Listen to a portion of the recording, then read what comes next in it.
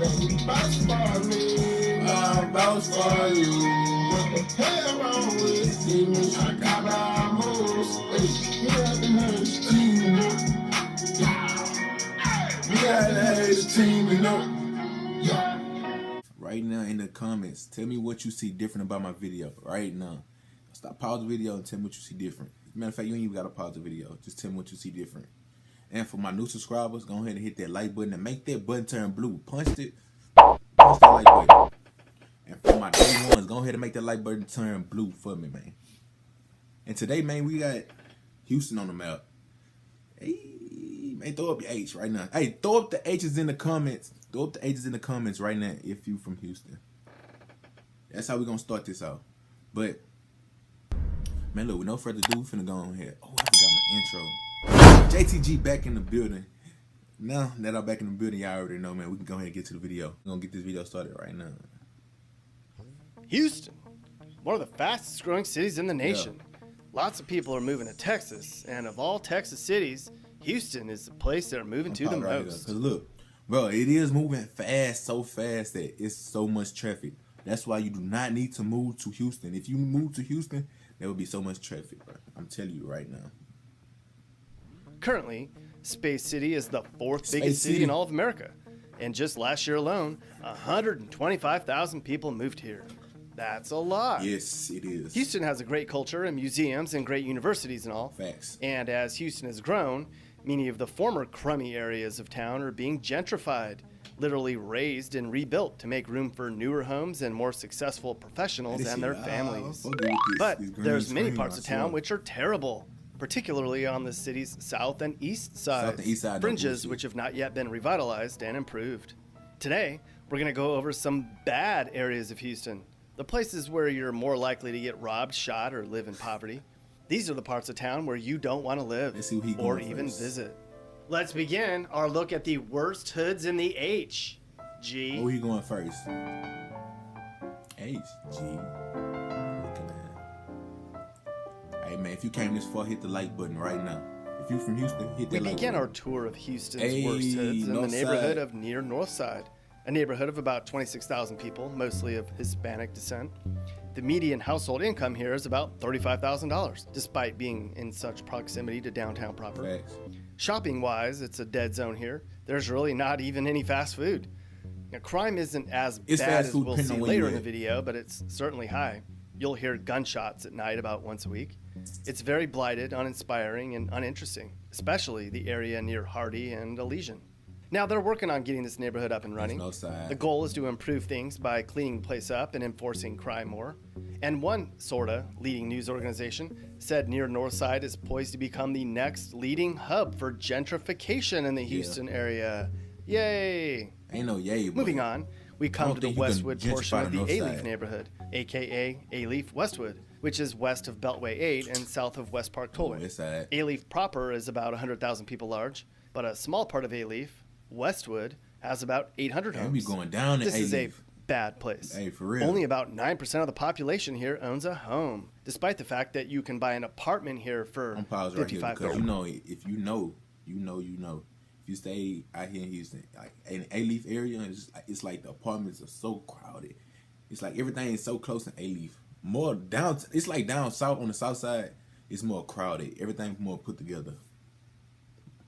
$1,000. Although I can't imagine too many people in Westwood can manage their rent, much less a mortgage. Residents here have been quote unquote shaken by a rise in murders and gang violence, where they hear quote unquote pop pop pops at night. And it's not just retaliation crimes here either. I gotta pause. Hold on. Because he said you hear pop pop pop at night.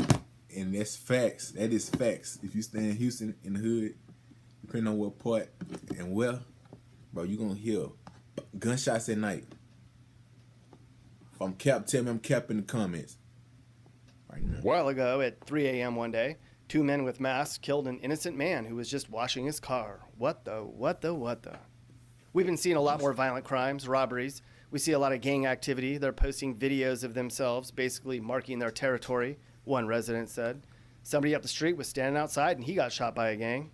Neighbors say this particular neighborhood is one reason Houston needs more police. Houston has more than 5,200 law enforcement officers, but the city is 600 square miles. To put that into perspective, Chicago has 12,000 officers covering only 228 square miles. So they need more cops here, please. People, get them some more cops. One of the few areas on the north side of downtown we're going to talk about, Acres Homes, is a pretty lousy part of the H. This is home to rappers Slim Thug and J-Dog, the latter of which... Because he said Acres Homes pretty lousy. And shout out to Metro Mart. Shout out to what that nigga name is. He just OTB Fast Lane. He ain't got him up there. He don't know about OTB Fast Lane. He just dropped 2 though. Keep going. Penned these lyrics, deftly referring to his upbringing in this notoriously ghetto hood. Living in the projects, broke with no lights on, windows wide open so I can see when I write songs. Like the front windshield is open? That's to J-Dog. Get it. But when you have notorious rappers from your hood, you know it's probably bad. Rappers don't typically grow up in clean, safe neighborhoods. In rap media, Acres Homes is nicknamed the 44, pronounced Fofo. They call it that because the number 44 Metro bus route goes right through this place. Acres Homes is home to Garden City, a housing project which defines the entire neighborhood. It's kind of a hood within a hood. This neighborhood is one of 10 listed on Mayor Sylvester Turner's Complete Communities Initiative, a program meant to revitalize Houston's poor and neglected areas. Anyways, crime's bad, it's pretty beat up, and you wouldn't want to live here. Unless you want to be a rapper. If that's the case, then maybe J-Dog can hook you up, fool. Our next stop on our worst tour of Houston brings us to Gulfgate, a triangle-shaped neighborhood located just inside the loop and along the Gulf Freeway. It's also referred to as Pine Valley.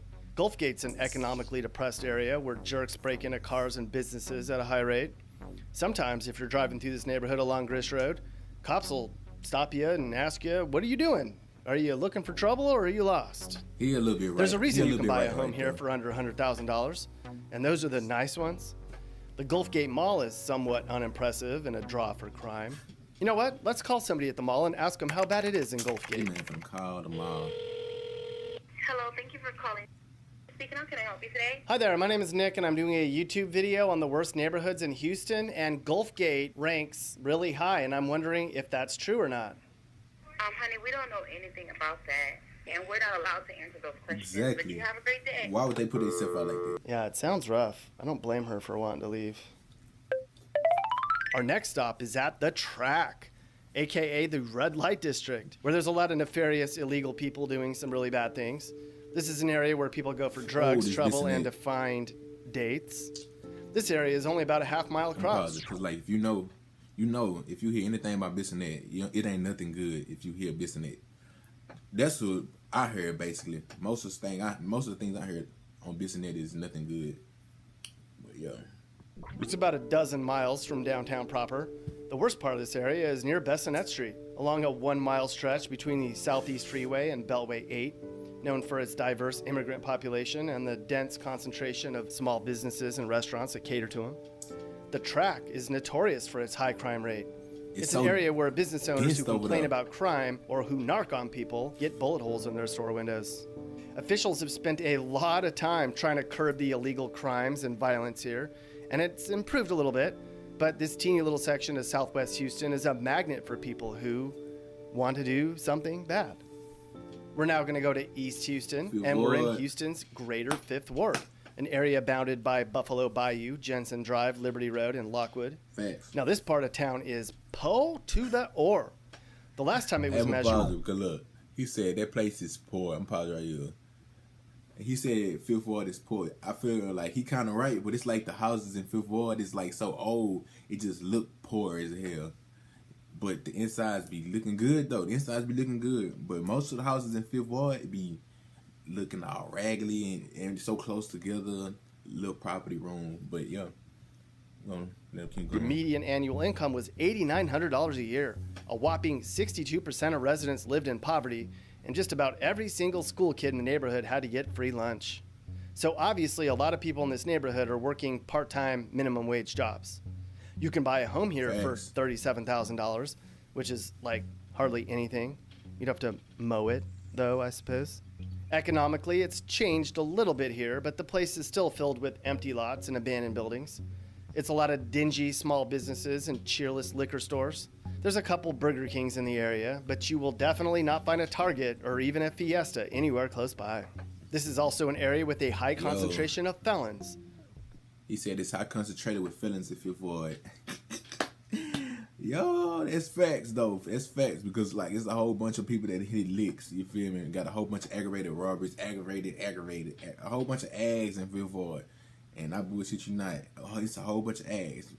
Let me know if in comments if I'm capping. And sadly, in a survey which was just conducted, 40% of area families had at least one member diagnosed with cancer. Damn. What is going on? Our next Greens stop. Point, I'm gonna pause it right here because before he even talk about Greens Point, I'm gonna just let you know Greens Point is the focal point of people stealing cars. Back in the day, it's not as worse as right now, but back in the day, Greens Point, you park your car in Greens Point, but your car is gone. Depending on how your car look, if you got foes on your car, rims on your car, it's on bricks. Anything is on bricks, or your shit is gone to the shop to go get chopped down. I'm telling you this facts. Another rare stop in North Houston, in Greens Point, or Guns Point, as locals call it. Guns Point. Now, they tried to clean this place up for a while, too. In the late 90s, a lot of work went into lowering crime, mainly by converting low-income apartments into higher-end housing, a.k.a. gentrification. But blame Hurricane Katrina for the mess which became of the place. Many New Orleans refugees fled during the hurricane and wound up in the Greens Point neighborhood for some reason. Thus, crime and blight went back up again. The Houston Police Department even put a precinct here to try to help lower crime and make people feel better about the neighborhood, but it's still a hotbed of criminal activity. Cleaning up the low-income apartments has helped a little bit, but you can only do so much when the people who actually live there don't want to help themselves. Sharpstown. Where's our third worst neighborhood in Houston? Good area, though. Sharpstown is.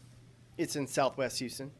Now, back in the day, Sharpstown was the bee's knees. This was a master planned community built by developer Frank Sharp, who was a big shot back in the 50s. This was one of the... Pause. Because look, you see how everything is freaking spaced out? I'm pressing music, but you see how everything is spaced out? It's like so much gas. You just got to waste so much gas, so much time in your car in Houston. Largest subdivisions in the U.S. with its own mall and golf course and shopping areas, and it was a quick jaunt into downtown. Well, the mall's gone now. Now it's called Plaza Americas, and that's become the center of criminal activity for the whole area. That's what we all know. And over the years, the rest of this place has become very seedy too. Apartment complexes have sprung up, and many have not been maintained very well. Beginning in the 80s, this part of town started attracting crime and blight, and it's never really stopped.